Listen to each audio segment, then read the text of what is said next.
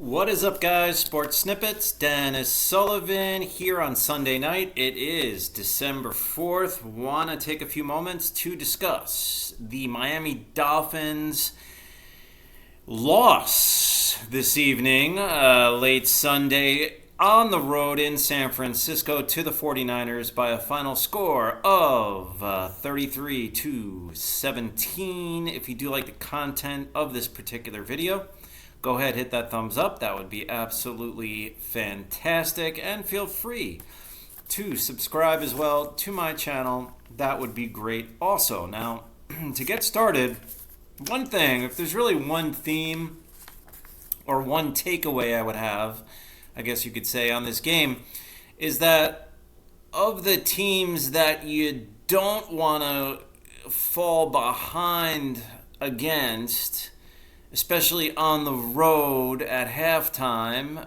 would be right at the top of that list is the San Francisco 49ers for two big reasons. Number one, this is a very good defensive team.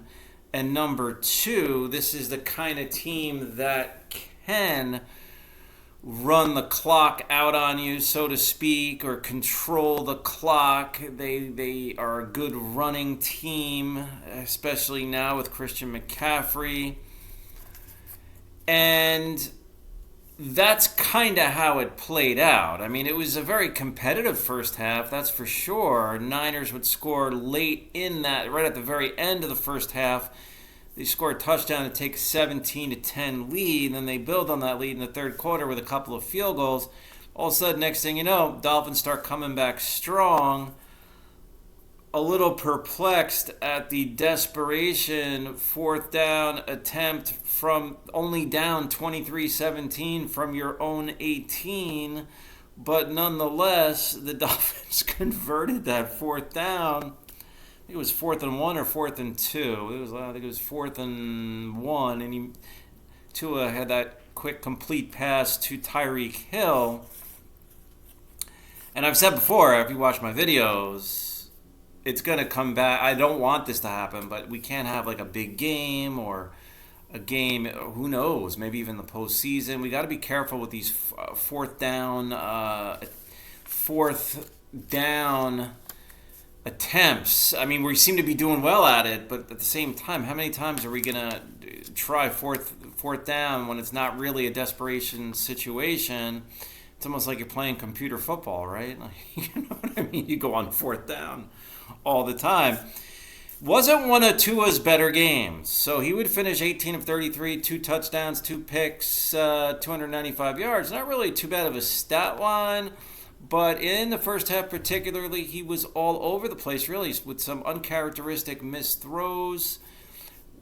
And Tua's been tremendous. The one thing, this season, he's been tremendous, of course. We all know that.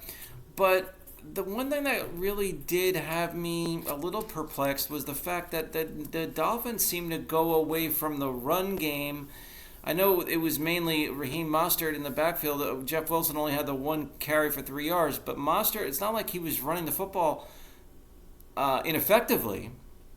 And it's not like he wasn't really getting room to run. A few times he didn't. A few times he kind of did. I mean, he had 30 yards on 7 carries. That's not that bad. It'll get you a little more than 4 yards a carry. The only thing is, Dolphins only ran the ball 8 times the whole game. So Tyreek Hill was once again spectacular, but it's almost as if he doesn't have 200 yards now receiving, it's not spectacular, right? Tyreek Hill should be, right now, is clearly a candidate for most valuable player, in my opinion. He's had such a tremendous season, 9 catches, 146 yards, and a touchdown. Jalen Waddle only has 1 catch, which didn't even come until the end of the third quarter, for 9 yards.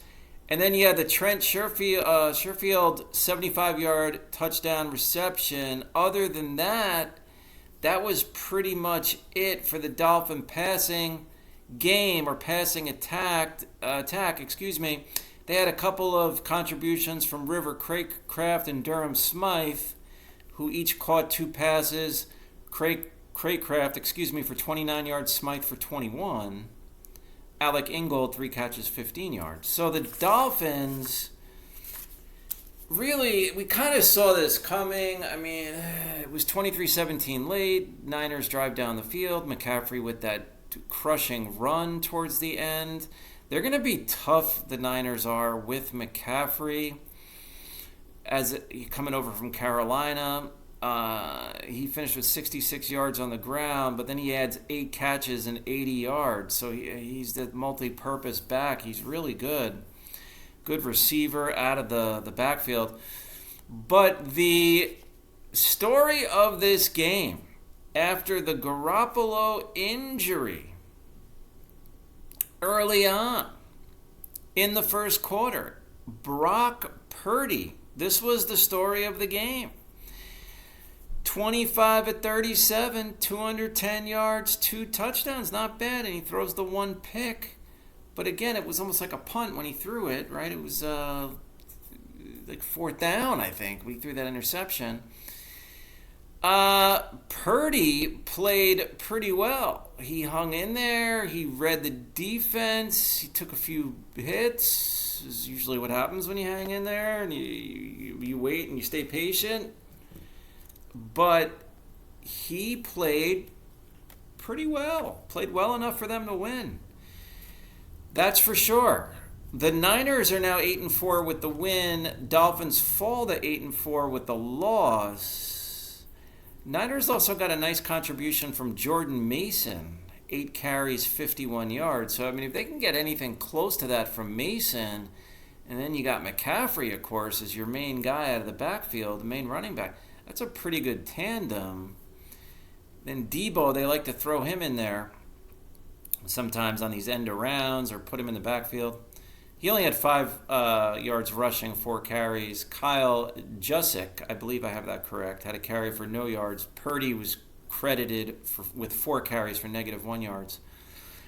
Purdy was pretty good because outside of McCaffrey, he spread it around, the ball around pretty well. Debo had 6 catches for 58 yards and a touchdown. Brandon Ayuk, he's like their second wide receiver, really, when it comes to who they like to go to and as far as targets and that type of thing. He had 5 catches, 46 yards. Juwan Jennings, 2 for 34. George Kittle, the tight end, 2 for 22. So Purdy was able to spread the ball around nicely. Tyler Kroft had a 14-yard reception, and Juszczyk, 3 catches, 12 yards, and a touchdown reception. Niners are pretty good. I mean, Dolphins, we knew defensively they're not 100%, and this is a mediocre defense. Let's be honest, guys. It's not the greatest Dolphin defense. I mean, Dolphins are a good team because of their offense this year. We know that. But they do have to get healthy on defense. Healthy or unhealthy Dolphin defense, the Niners are stronger between the tackles. They are just stronger inside. Bosa, right? He's a tough defender. They got some guys on defense that are just they're game changers, really, for the Niners. Niners are going to be a playoff team, and let's hope the Dolphins continue on. They become a playoff team. So you could easily see both these teams, or potentially very realistically see both these teams in the postseason. Dolphins will play next week. That will be on the 11th of December on Sunday Night Football. They're going to be staying out in California. They're going to be traveling from San Francisco down to Southern California, take on the LA Chargers. That will be an 8:20 Eastern start, so that should be very interesting. It will be Tua against Herbert. As we recall, when Tua was drafted, just ahead, 1 pick ahead of Herbert. I think they went 4-5 in the first round a few short years ago. Kyle Herbert has played fantastic since he was a rookie, really, and Tua playing okay, but then really coming around this year and really putting a foot forward this year and looking, for the most part, like an all-pro out there. So let me know what you think, guys. Dolphins fall to 8-4, but hey, this is a tough matchup for them if you really want to be realistic about it. I'm not going to be too critical. Sometimes I get more critical. This time I'm gonna hold back a little bit. Let's see what happens on Sunday night, the 11th. We'll learn a lot there. Dolphins 8-4 with the loss. We'll talk again soon, guys. Leave me a comment. Bye for now.